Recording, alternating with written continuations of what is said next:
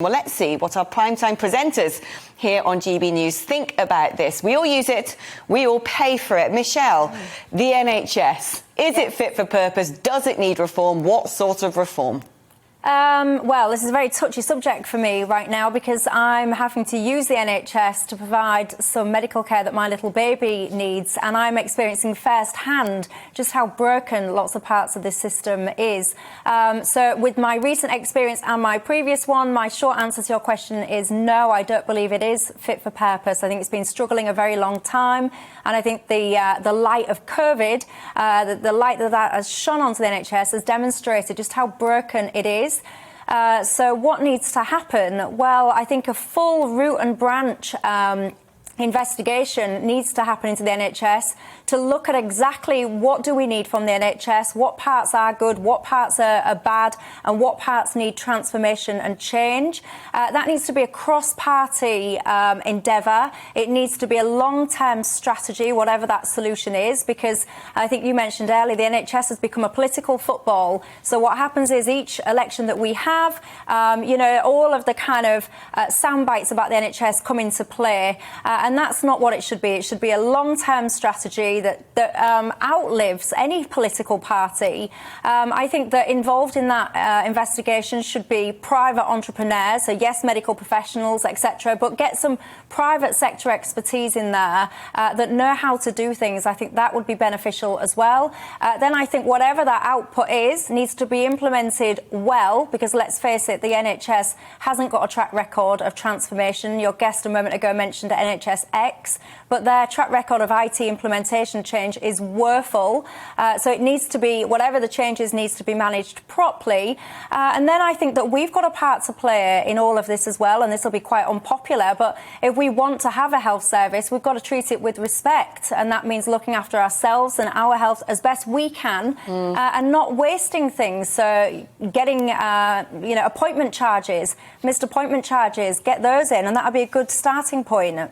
Yeah, it's a lot, isn't there, to discuss. Now, Nigel, insurance, we can't have a conversation about this, can we?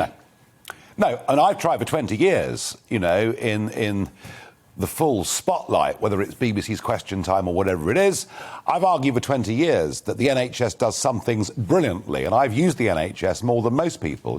Plane crashes, car crashes. If you're an emergency, I have absolutely no doubt that it's brilliant. But when it comes to diagnostics and many other things, it doesn't do a very good job. So I've tried, Alex, for years to argue we ought to talk about how we can do this differently. We ought to have a look at the French system, the German system. But as soon as I've tried to do that, I've always been screamed down. Somehow, by even suggesting this, I don't support doctors, I don't support nurses, I want to privatise it. And as soon as you say privatise, everyone throws their hands up in horror.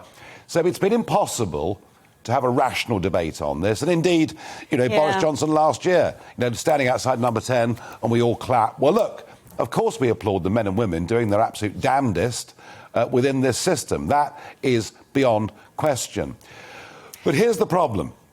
I've no doubt that it does need root and branch reform, but we haven't got time. We have a health emergency almost upon us. 5.3 million operations behind. Those with money now rapidly opting out of the system. Private GP practices offering 24-hour appointments now being set up all over the country.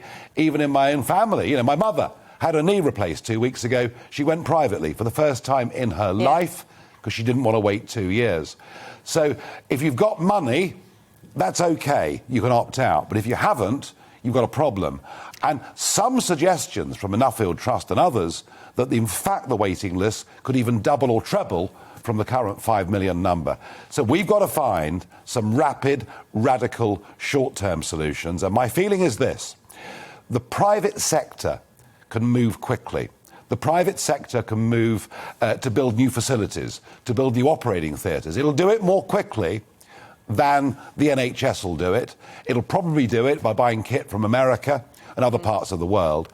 And I feel that the only way out of this looming emergency is for the private sector to take as much of the burden off the NHS as it possibly can. But none of us should delude ourselves. We're headed for a very, very difficult winter with health. Now, Colin, something else that has to move quickly, as well as the private sector, is this show. We haven't got much time left. Your final thoughts, as fast as you can. Well, I'll keep it very brief. I was just really struck, Alex, by what Robert Winston said there. Exhaustion. You see it when you go to your GP. They're working at this terrific tempo. When I worked at my last place, I spent some hours at the Queen's Medical Centre in Nottingham, the A&E unit there, St Thomas's in London as well. I was struck by just the sheer numbing tempo at which people were working. Exhausting. Totally exhausting. Mum was a nurse. One of my daughters now on the track to being a doctor. Very much in favour of what they do. Who isn't? It's the national religion, biggest employer in Europe and all the rest of it. But just very briefly, it needs reform. We shouldn't be afraid of looking potentially at partial privatisation if that provides some of the answers. Is that quick enough? Welcome to the GB News YouTube channel. You can watch us live 24 hours a day, catch up on your favourite shows and join in the conversation in the comments below. Don't forget to subscribe and you'll never miss any of our exclusive content.